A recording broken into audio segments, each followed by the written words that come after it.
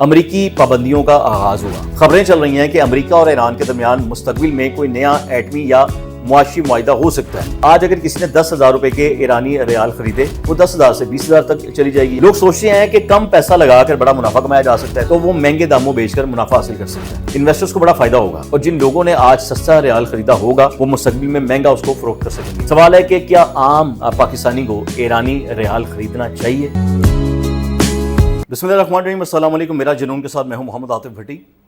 آج ایک ایسے موضوع پر بات کرنے جا رہا ہوں جس نے نہ صرف پاکستان کی اوپن کرنسی مارکیٹ بلکہ عام عوام اور سرمایہ کاروں اور ایکسچینج ڈیلرز اور کاروباری حلقے کو بھی ہلا کر رکھ دی ہے، بلکہ حیران کر کے رکھ دی ہے۔ وہ ہے ایرانی ریال، کیونکہ ابھی آپ کو پتہ ہے کہ معاہدے پر دستخط ہو چکے ہیں، معاملات بڑی بہتری کی طرف جا رہے ہیں، تو اس میں بھی ہلچل مچنا شروع ہو گئی ہے۔ وہی ایرانی ریال یا ایرانی کرنسی جو دنیا کی کمزور ترین کرنسیوں میں شمار کی جاتی تھی، وہی ریال اب پاکستان میں اچانک تیزی سے مہنگا ہونا شروع ہو گیا۔ کراچی، لاہور، کوئٹہ، تفتان، چمن اور سرحدی علاقوں میں ایرانی ریال کی خرید و فروخت میں بہت ہی غیر معمولی اضافہ دیکھنے میں آ رہا ہے۔ لوگ اپنا لاکھوں اور کروڑوں روپے کے ریال خرید رہے ہیں، جبکہ اوپن مارکیٹ میں اس کی قیمتیں روزانہ بدل رہی ہیں۔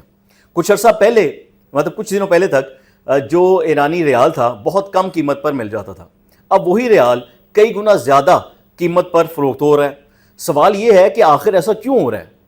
پاکستانی لوگ ایرانی ریال کیوں خرید رہے ہیں؟ کیا یہ واقعی منافع بخش سرمایہ کاری ہے، یا اس کے پیچھے ایران اور امریکہ کے درمیان ہونے والے معاہدے کی خبریں ہیں؟ اگر ایران اور امریکہ کے درمیان تمام طور پر ڈیل ہو گئی، مکمل طور پر اگر اس کی ڈیل ہو گئی تو کیا ہوگا؟ ان تمام سوالات کا جو تفصیلی جائزہ ہے، یا گہرائی والا جسے کہتے ہیں تجزیہ ہے، وہ میں اب آپ کے سامنے نہ رکھنے لگوں۔ سب سے پہلے یہ سمجھنا ضروری ہے کہ ایرانی ریال آخر اتنا کمزور کیوں ہوا؟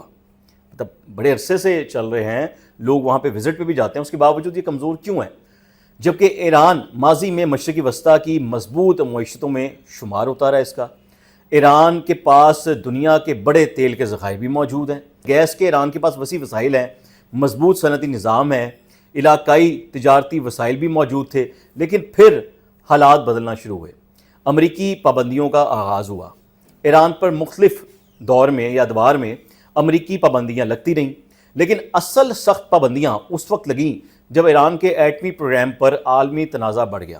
امریکہ اور مغربی ممالک نے ایران پر الزام لگایا کہ وہ جوہری ہتھیار بنانے کی کوشش کر رہے ہیں، جس کے بعد ایرانی بینکوں پر پابندیاں لگیں۔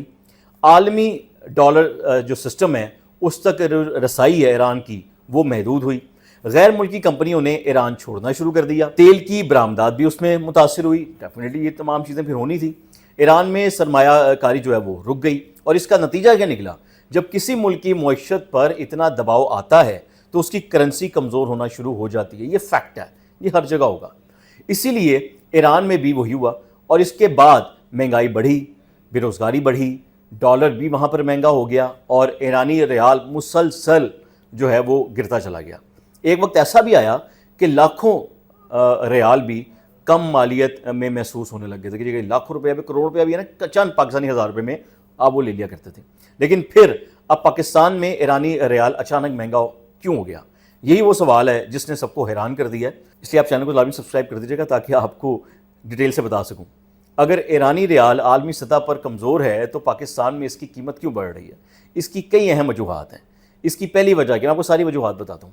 پاکستان اور ایران کے درمیان خاص طور پر بلوچستان کے بارڈر جو ایریاز ہیں، بڑی مقدار میں وہاں سے اس کے ذریعے بھی تجارت ہوتی ہے، بڑی جائز تجارت ہوتی ہے، جس میں خوردنی اشیاء ہیں، خوش میوہ جات ہیں، ڈرائی فروٹس ہیں، کپڑا ہے، گاڑیوں کے پارٹس ہیں، ان کی خرید و فروخت وہاں سے ہوتی ہے۔ اس تجارت میں اکثر ایرانی ریال استعمال کیا جاتا ہے۔ جب تجارت بڑھتی ہے تو ریال کی مانگ بھی بڑھ جاتی ہے۔ دوسری وجہ یہ ہے کہ پاکستان میں ایرانی ریال عام جو ہیں، جیسا عام کرنسی دستیاب ہوتی ہے ویسے دستیاب نہیں ہے، مطلب ڈالر، سعودی ریال یا درہم کی طرح ہر ایکسچینج پر آپ کو یہ نہیں ملے گا۔ جب اچانک لوگ بڑی مقدار میں خریدنا شروع کرتے ہیں تو مارکیٹ میں بھی شارٹیج آتی ہے، لوگ ایک دوسرے سے پوچھتے ہوتے ہیں کہ بھائی تیرے کول پے ہے، تیرے کول پے ہے، سانو لیا دے۔ اور وہاں پر معیشت کا میں سمجھتا ہوں کہ ایک اصول ہے کہ جب مانگ زیادہ ہوتی ہے تو سپلائی کم ہو جاتی ہے، قیمت بڑھتی ہے اس کی چیز کی، ٹھیک ہے۔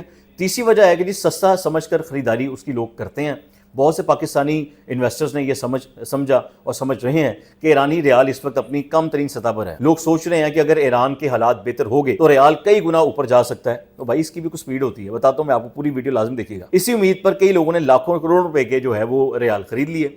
चौथी वजह क्या है जी, अमेरिका और ईरान के दरमियान मुज़ाकरात, जो सबको पता है इस वक्त ये सबसे अहम वजह समझी जा रही है।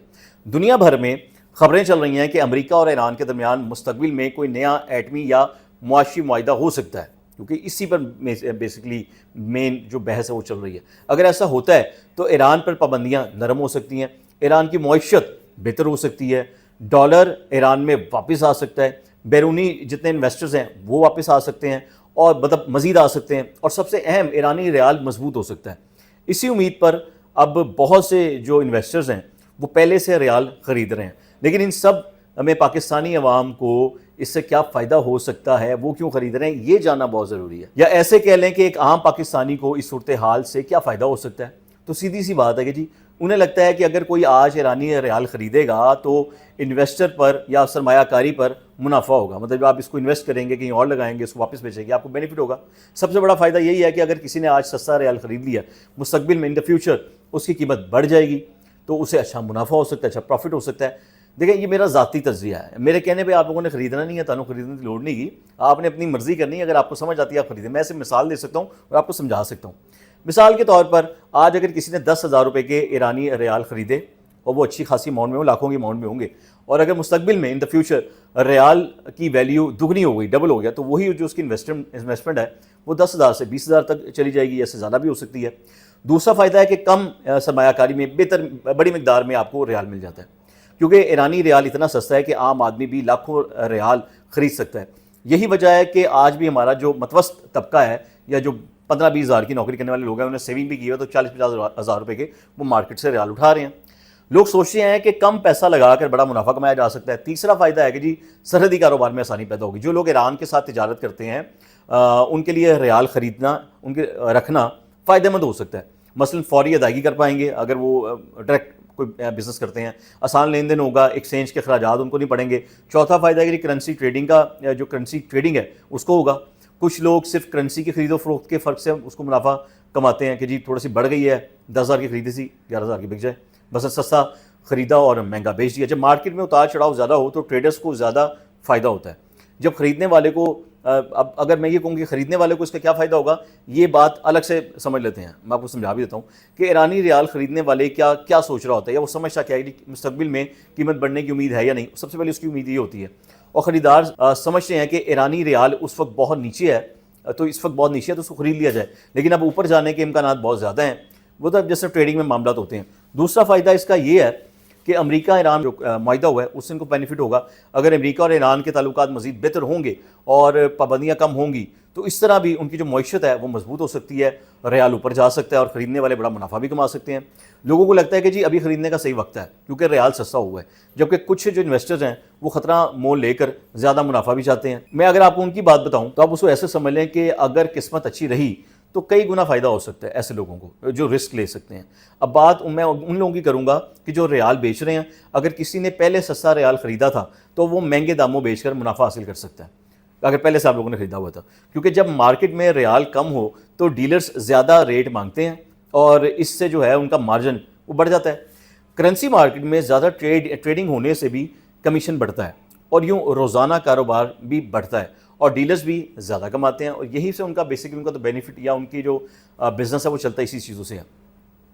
अब कुछ लोग रिस्क लेना भी पसंद करते हैं कि जी ले लिया रिस्क, बिज़नेस में वैसे भी रिस्क चलता है लेकिन इसमें ख़तरात भी मौजूद होते हैं और बहुत बड़े ख़तरात मौजूद होते हैं। मैं आपको ये समझा भी देता हूँ ताकि आप लोग खरीदने से पहले ना सोच लें। सब जानते हैं कि ईरानी मईशत अभी कमज़ोर है, सबको पता है। हकीकत ये है कि ईरान अभी भी मुआशी बुहरान से मुकम्मल तौर पर नहीं निकला। वहाँ महंगाई ज़्यादा है, डॉलर्स की भी कमी है। अगर खुदा न खास्ता हालात ख़राब होते हैं तो रियाल दोबारा गिर सकता है, ये बिल्कुल निचली सतह पे आ सकता है। अगर आप आज के रेट पे ख़रीदेंगे वो गिर गया तो अनलग पता जाएगा। बाज़ औक़ात सिर्फ खबरों और अफवाहों की बुनियाद पर ना कीमतें बढ़ जाती हैं, लेकिन जब हकीकत सामने आती है तो पता चलता है जी मार्केट तो डिग गई हुई है। बड़े जो इन्वेस्टर्स हैं बाज़ औक़ात जानबूझकर किसी करेंसी की मांग बढ़ाते हैं। एक का होता है कि लॉबी होती है। जब आम आदमी, आपके मेरे जैसा आदमी उसको ख़रीदना शुरू करता है तो वो महंगे दामों बेचकर उसको निकालते हैं, अपनी इन्वेस्टमेंट को निकालते हैं, लेकिन बाद में ये पता चलता है कि भाई ये तो उनका आपस का इक्का हुआ था, और जब कीमत गिर जाती है तो और अचानक पता चलता है जी मार्केट डिग गई, तो हो सकता है ख़रीदार ही ना मिले वहाँ पर और आपके पास जो आपने इन्वेस्टमेंट ख़रीदी थी आप जिस डीलर से आप उसको आगे ना बेच सकें, तो यूँ लोग नुकसान में फंस जाते हैं। अब सबसे अहम सवाल मैं आखिर में आपको बताऊँ, अगर अमेरिका और ईरान के दरमियान बड़ा मुआहिदा हो गया तो इसके क्या असरात होंगे। تو میں کہوں گا کہ اس کے بہت ہی مثبت اثرات سامنے آئیں گے۔ پہلا تو ایرانی ریال مضبوط ہو سکتا ہے، تیل کی برآمدات میں اضافہ ہو سکتا ہے، ڈالر ایران میں آئے گا، باہر سے انویسٹرز ایران میں آئے گا، معیشت ان کی بہتر ہوگی، اور اسی طریقے سے ریال مضبوط ہوگا۔